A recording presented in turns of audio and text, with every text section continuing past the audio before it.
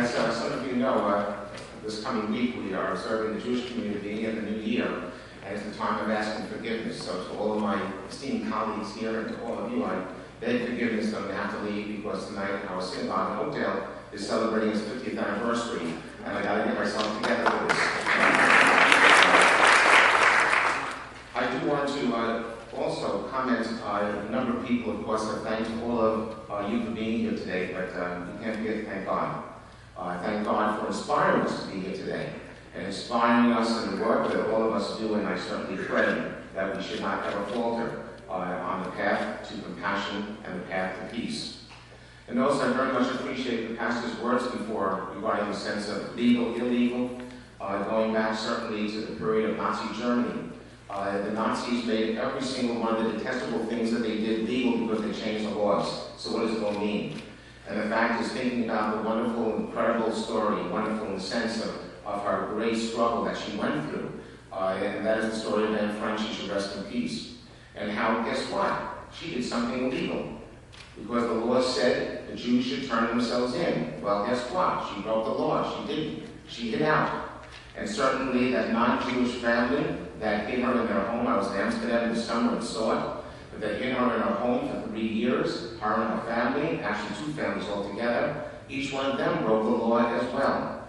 And so, what does it all mean? It means the fact is that we of faith and all good people need to stand up with great strength and to say, we need to do the right thing, because simply, guess what? It's the right thing to do. If I may quote, sort of quote Dante, who said in the Inferno, the recesses of hell are reserved for those who fail to take on the moral responsibility. That's Dante. In the biblical book of Leviticus, it states that God requires us to reach out to the poor and needy, the stranger in our community, as it is written in Leviticus 19, when a stranger resides with you in your land, you shall not do him wrong. The stranger who resides with you shall be to you as a native among you, and you shall love him/her as you love yourself.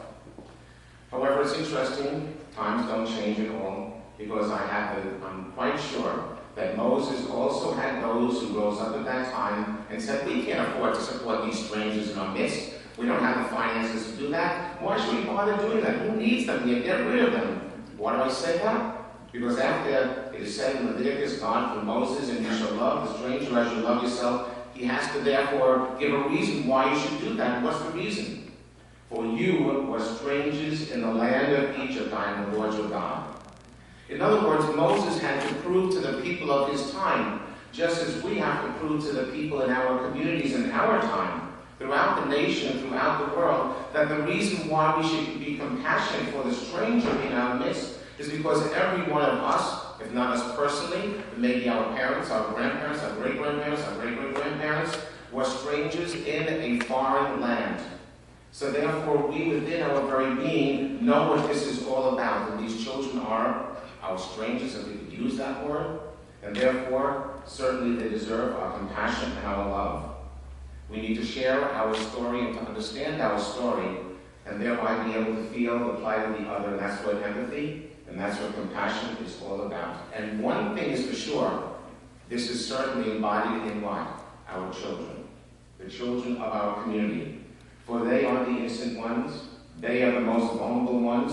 They did not ask to be brought into this world, and they did not ask to be placed in the communities in which they were placed upon birth, and maybe even now. However, now it is necessary for us to reach out with compassion, care, support, and protection. And so, we need to become involved for their welfare and for their well-being. And so I pray that God open our hearts, minds, and souls to this holy task, and it is holy. And may we, people of faith, take on this task that is set before us. For it says in Isaiah chapter 11, the wolf shall lie down with the lamb, and the leopard with the goat, and a little child will lead them. These children are to lead us, and God has placed them here in our midst to show us the way of compassion, righteousness, and justice for all.